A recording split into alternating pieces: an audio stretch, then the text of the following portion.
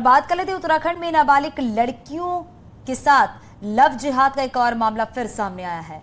Local लोगों ने देहरादून जिले के त्यूड़ी में मुस्लिम युवक को दबोचा है। वीडियो में दिख रही लड़कियां उत्तरकाशी के आराकोट की बताई जा रही हैं। अभियुक्त फिलहाल पुलिस की पकड़ में है। लड़कियों के परिवार वालों ने समय पर एक्शन के लिए हिंदूवादी संगठनों का आभार जताया है। तो स्थानीय लोगों ने मुस्लिम लड़की को पकड़ लिया है। लव जिहाद का एक और मामला सामने आया है। लड़कियों को बहला फुसलाकर ले जाने का मामला सामने आया है। दो नाबालिग को आपको बता दें कि ये मुस्लिम लड़का ले जा रहा था, लेकिन स्थानीय लोगों ने इसे पकड़ लिया है। तो एक के बाद एक लव जिहाद के मामले सामने आ रहे हैं। हालांकि कानून भी है इसके लिए, लेकिन उसके बावजूद भी ऐसे मामले रुकने का नाम नहीं ले रहे हैं। और देखा जा रहा अलग अलग जगहों से लव जिहाद के मामले सामने आ रहे हैं, जिससे कि स्थानीय लोगों में काफी गुस्सा, काफी आक्रोश देखने को मिल रहा है। उत्तरकाशी के आराकोट से आपको बता दें कि ये लड़कियां हैं, बताया जा रहा है। सुनील नवप्रभात हमारे संवाददाता हमारे साथ जुड़ गए हैं। सुनील, ये पूरा मामला क्या है? लव जिहाद पहाड़ तक पहुंच चुका है और यहाँ पर झांसा देकर लड़कियों को फंसाया जाता है। अब तक इस पूरे मामले में क्या बातें सामने आई हैं?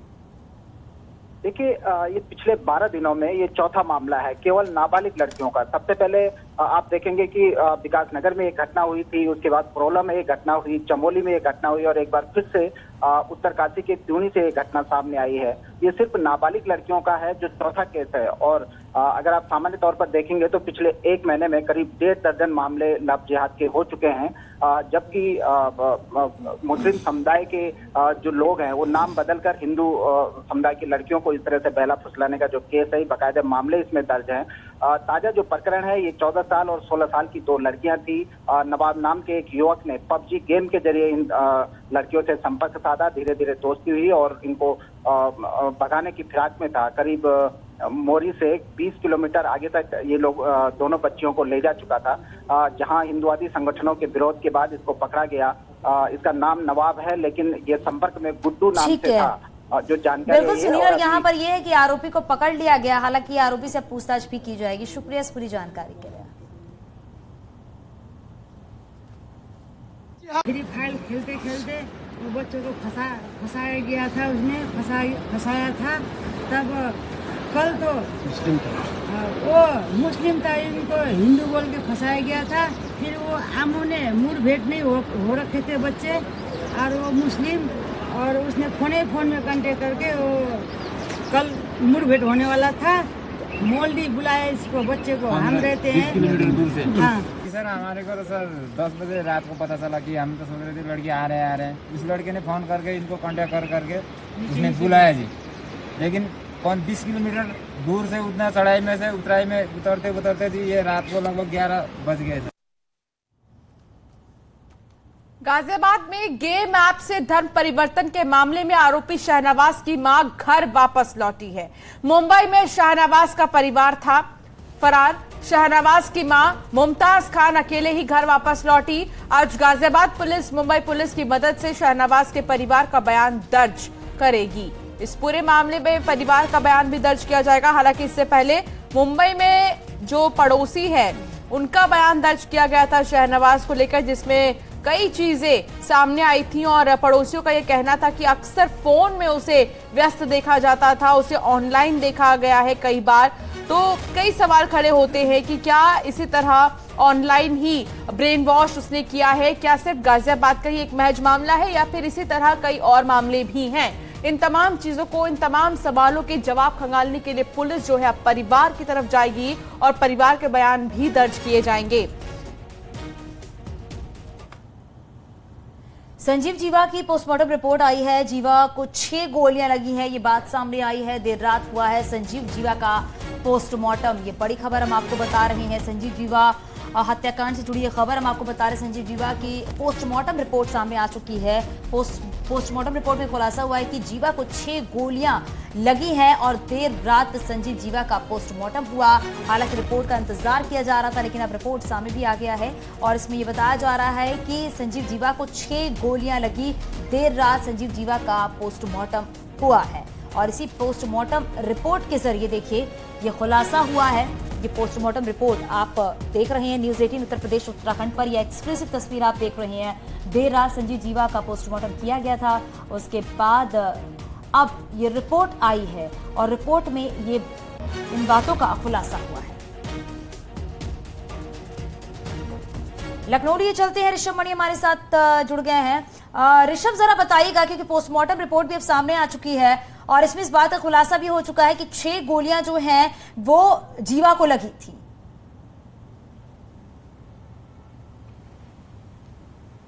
जी बिल्कुल, देखिए 6 गोलियां मारी गई हैं और 6 गोलियां पीछे से मारी गई हैं। जो एंट्री पॉइंट हैं बुलेट्स के वो पीठ की तरफ हैं और जो एग्जिट वूंड्स हैं वो सीने और पेट की तरफ हैं। 3 गोलियां सीने के ठीक ऊपर लगी हैं, 1 गोली उसके बगल में लगी हुई है, हार्ट के बगल में लगी हुई है, और 2 गोलियां बाईं तरफ अपर एब्डोमेन के पोर्शन में हैं, पेट के पास लगी हुई हैं। तो ये 6 गोलियां थी। इन्हीं की वजह से शॉक एंड हेमरेज जो कॉज ऑफ डेथ आया है, शॉक एंड हेमरेज मतलब अत्यधिक रक्तस्राव, खून बहने की वजह से जीवा की मौत हो गई है। सीने में बाईं तरफ सीने में ऊपर की ओर की जो 4 गोलियां हैं वही उसके लिए प्राण घातक साबित हुई हैं। एक बात बिल्कुल साफ हो जाती है कि जो शूटर था वो प्रोफेशनली ट्रेंड था, उसको मालूम था कि किस हिस्से पर गोली मारनी है। ये 6 गोलियां वाइटल ऑर्गन्स पर लगी हैं, वाइटल ऑर्गन्स को डैमेज किया है और हेमरेज हुआ है, जो अत्यधिक खून बह गया, उसकी वजह से डेथ हुई है। और एक हाथ में भी इसके पंजे की तरफ एक गोली लगी है, जो ये माना जा रहा है कि जिसको तो ऐसे में जिस तरीके से देखा जा रहा है, संवाददाता हमारे भी बता रहे थे कि इस पूरे मामले में अभी भी जांच जारी है। बहुत शुक्रिया ऋषभ, जानकारी साझा बने रहिए ऋषभ, आप हमारे साथ, आगे भी आपसे जानकारी लेंगे। एक बड़ी खबर आ रही है, जहां घर में पंखे से लटका मिला है नाबालिग का शव। लड़की के पिता का पड़ोसी लड़के पर आरोप है, पड़ोसी लड़के पर रेप के बाद हत्या का आरोप है। नाबालिग आरोपी पुलिस की गिरफ्त में है। इंदिरा नगर का ये पूरा मामला है। तो लखनऊ से बड़ी खबर इस वक्त की, घर में पंखे से लटका मिला नाबालिग का शव और लड़की के पिता का पड़ोसी लड़के पर यह आरोप है। हालांकि ये जांच का विषय है। नाबालिग आरोपी को पुलिस ने गिरफ्तार कर लिया है, पूछताछ होगी इससे। और आपको बताते चले कि लखनऊ के इंदिरा नगर का ये पूरा मामला बताया जा रहा है। ऋषभ हमारे सहयोगी लगातार बने हुए हैं। ऋषभ, जरा बताइए क्या कुछ ये पूरा मामला है, क्योंकि लड़की के पिता की तरफ से जो पड़ोसी के लड़के हैं उस पर यह आरोप लगाया जा रहा है, आरोपी को भी गिरफ्तार कर लिया गया है।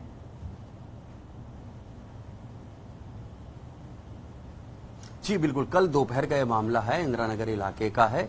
एक बच्ची करीब 15 साल की अपने घर में 2 छोटे भाई बहनों के साथ मौजूद थी। तभी पास ही के इलाके के रहने वाले 3 लड़के जो दूसरे धर्म के बताए जाते हैं वो घर में दाखिल हुए हैं।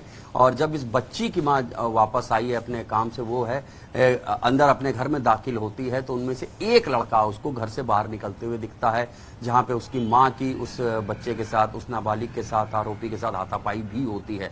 जब वो घर के अंदर दाखिल होती है तो वो देखती है कि उसकी बच्ची का शव लटका हुआ है फंदे से, और उसके 2 जो छोटे बच्चे थे वो दूसरे कमरे में बंद थे। और दोनों बच्चों ने, जैसा बताया गया है और जो FIR भी दर्ज, उन्होंने बताया कि पड़ोस का जो एक नाबालिग था वो भी घर में आया हुआ था। जिसके बाद बच्ची के पिता की ओर से FIR दर्ज कराई गई है, जो कि रेप और हत्या की धाराओं में है। ये आरोप लगाया गया है कि पास के उस नाबालिग बच्चे ने ही उनकी बच्ची के साथ रेप किया है, उसके सर पर हथौड़ी मारकर उसकी हत्या की और उसके शव को फंदे से टांग दिया है। हत्या है या आत्महत्या, इसकी पुष्टि कराई जा रही है। पोस्टमार्टम अभी हो रहा है, पोस्टमार्टम रिपोर्ट से साफ होगा। रेप की पुष्टि के लिए भी स्लाइड बनवाई जा रही है, उसके बाद ही तय होगा मामला हत्या का है या आत्महत्या का। लेकिन ये गंभीर घटना जरूर है। फिलहाल जो आरोपी नाबालिग बताया जा रहा है उसको भी हिरासत में लेके पूछताछ। बहुत शुक्रिया जानकारी साझा करने के लिए। इटावा में तेज रफ्तार का कहर देखने को मिला है। तेज रफ्तार स्कॉर्पियो बिजली पोल से टकरा गई है। हादसे में 2 लोगों की मौत हो गई है, जबकि 2 लोग घायल बताए जा रहे हैं। हादसा आपको बताते चले साहल इलाके में फतेहपुर भट्टा के पास हुआ है। घायलों को कानपुर रेफर कर दिया गया है। तो रफ्तार का कहर देखने को मिला है। बिजली के पोल से स्कॉर्पियो टकराई है। हादसे में 2 लोग गंभीर रूप से घायल बताए जा रहे हैं और 2 लोगों की इस हादसे में मौत हो गई है। तो इटावा में तेज रफ्तार का कहर देखने को मिला है।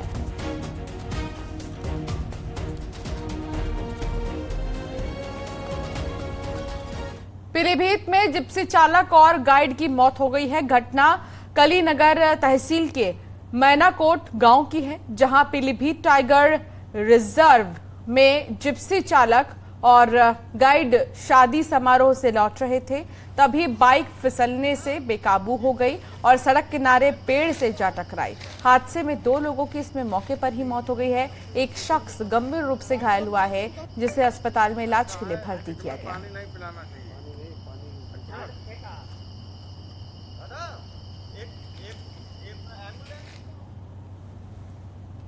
लखीमपुर खीरी में बड़ा सड़क हादसा हुआ है। बाइक और ट्रेलर, आपको बता दें ट्रैक्टर ट्रॉली की आमने सामने जोरदार टक्कर हो गई है।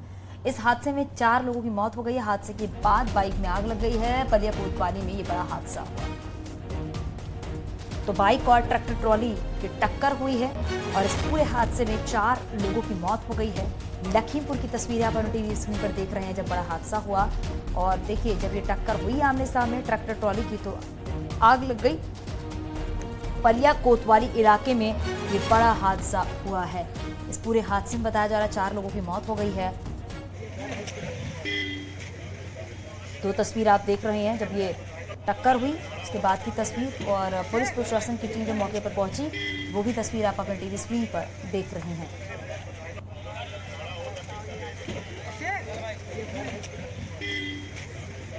तो लगातार 2 तस्वीर अपने टीवी स्क्रीन पर आप देख रहे हैं इस हादसे की, जहां पर 4 लोगों की मौत हो गई है। बड़ा हादसा जहां पर ट्रैक्टर ट्रॉली की आमने सामने भिड़ंत हो गई है, टक्कर हो गई है और टक्कर लगने के बाद आग भी जब लगी वो भी तस्वीर आप देख रहे हैं।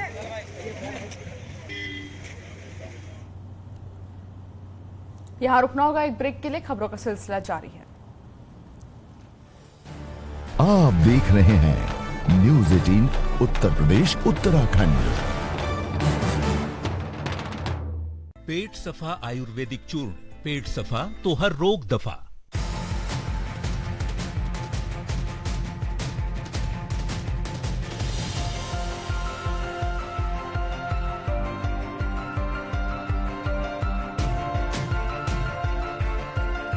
पेट सफा आयुर्वेदिक चूर्ण, पेट सफा तो हर रोग दफा। कर रहे हैं, आपने बात भी सुनी। एक वकील का कहना था कि जान जोखिम में डालकर केस लड़े जाते हैं, कोई भी आता है गोली चलाकर चला जाता है, सुरक्षा किस भरोसे। करने में एक बच्चे की मृत्यु हो गई है, अधिवक्ता आक्रोशित है। लगातार पुलिस की इस प्रकार की कार्यवाही जो कि अधिवक्ताओं के हित में नहीं है वो लगातार करी जा रही है और आप सभी को इस प्रकार से देखना पड़ेगा कि किसी प्रकार से अधिवक्ता हित संरक्षित रहे। यहाँ पर लगातार इस प्रकार की घटनाएं हो रही है, अंदर सुरक्षा के कोई इंतजाम नहीं है, लोग बैठकर मोबाइल चलाते हैं। हाईकोर्ट का